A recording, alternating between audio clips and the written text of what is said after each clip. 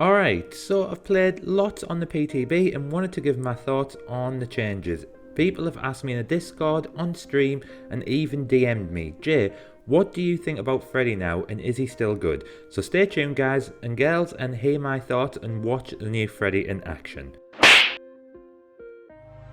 Right, so the Freddy nerf, what do I think? I touched on all this yesterday during the stream, but appreciate people might not want to watch a 2-hour stream to hear bits and pieces, so here is my answer.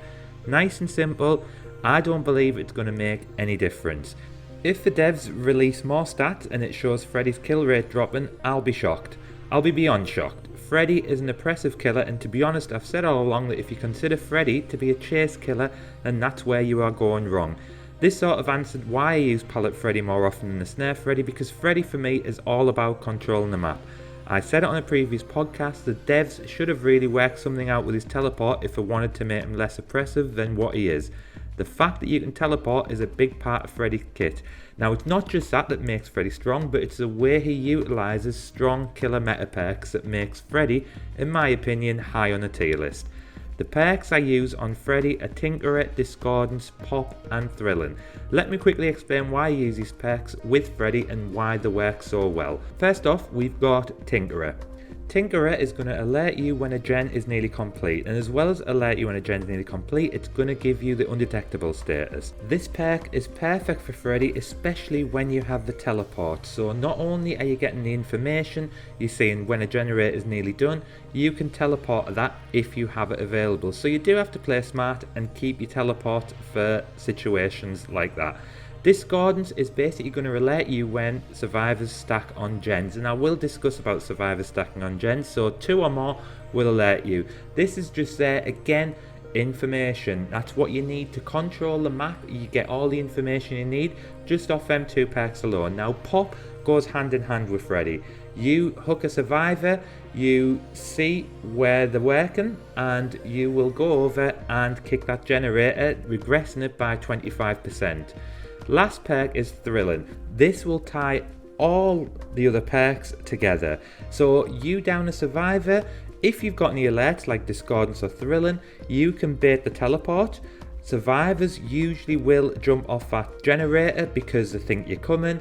You then pick a survivor up, that's going to buy you up to 16 seconds with that generator blocked. And guess what? Because you've baited it, your teleport will recover quicker, and you will then hook the survivor and go to that generator. If you pick them up and they're still on, you again know you're getting all the information around the map of where you need to go next and use your pop. So these all tie in together brilliantly, and if you haven't tried this build on Freddy, try it. Like I said, Freddy is all about the map pressure, and if you put these perks all in combination, this is when Freddy becomes oppressive. This is why he works so well with these perks. Now, people comment and say it depends on the level of survivors, and this is very true.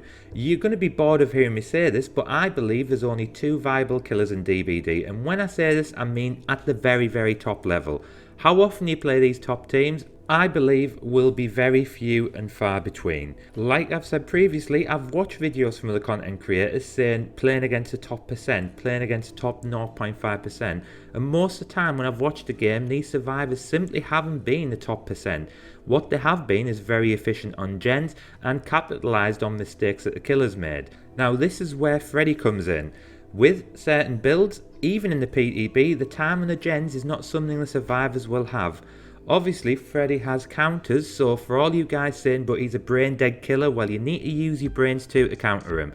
Simply wake up as much as possible and split on gens. The killer can only teleport to 1 gen before having a cooldown, so survivor mains, you need to start using your brains as well and stop being brain dead survivors. It's usually these same survivors, and they're probably the ones that complained that Pyramid Head had no counter either when he first came out. I've seen it all over the forums, all over social media, this killer's too oppressive, there's no counter to him. Sometimes the killer to play against isn't as straightforward. I say to survivors, wake up, and the maximum time this would take you would be up to 16 seconds if another survivor's awake. So if I said to you guys, you're playing a spirit on S, you can remove all their power by spending 16 seconds, the survivors would do it, that's guaranteed.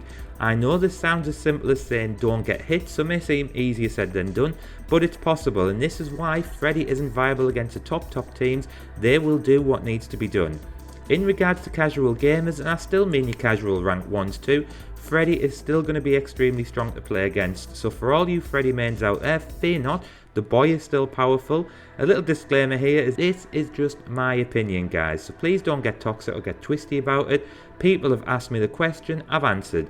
If you disagree, then by all means pop it in the comments and let's discuss it. If you agree, also put it in the comment. I'm really eager to hear your thoughts on this, especially if you play Freddy quite often or you main him. Now, hope you enjoyed the video guys. If you did, please give it a quick like, drop me a comment, and if you haven't done so and you do enjoy my content, please consider pressing that subscribe button, click the notification bell, and that will alert you when I release any more new videos. I would have loved to have put some more games from the PTB, but the PTB wasn't probably taken serious enough. I know that sounds like I'm contradicting myself because I haven't really tested this Freddy out much, but from what I have played, and I did have a couple of maybe tricky games, but I don't think there's going to be much of a difference. So hope you enjoy guys, and I will see you on the next one.